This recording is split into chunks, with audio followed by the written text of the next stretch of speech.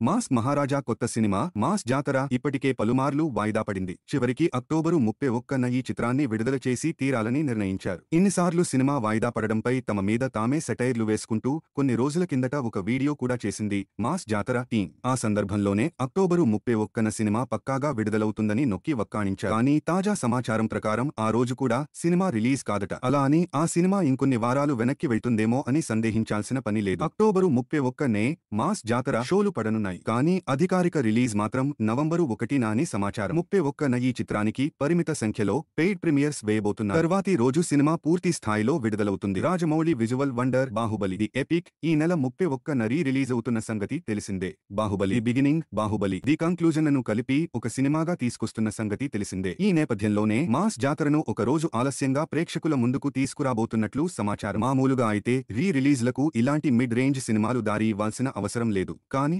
Rajamouli and co అందరి మీద రవితేజ సహా మాస్ జాతర టీంలో అందరికీ గౌరవభావం ఉంది. బాహుబలి అంటే తెలుగు సినిమాకు ఒక ప్రైడ్ లాగా ఫీలవుతారు అందరూ. పైగా రాజమౌళి స్వయంగా ఎడిటింగ్ బాధ్యతలు చేపట్టి 2 భాగాలను కలిపి ఒకటిగా చేసి ప్రేక్షకుల ముందుకు తెస్తున్నారు. ఆడియన్స్ లో కూడా సినిమా పట్ల అమితాసక్తి నెలకొంది. ఈ చిత్రానికి అడ్వాన్స్ బుకింగ్స్ కూడా ఒక రేంజిలో జరుగుతున్నాయి. ఇవన్నీ దృష్టిలో ఉంచుకుని 31వ తేదీని బాహుబలికి వదిలేసి తర్వాతి రోజు మాస్ జాతరను రిలీజ్ చేయబోతున్నారు.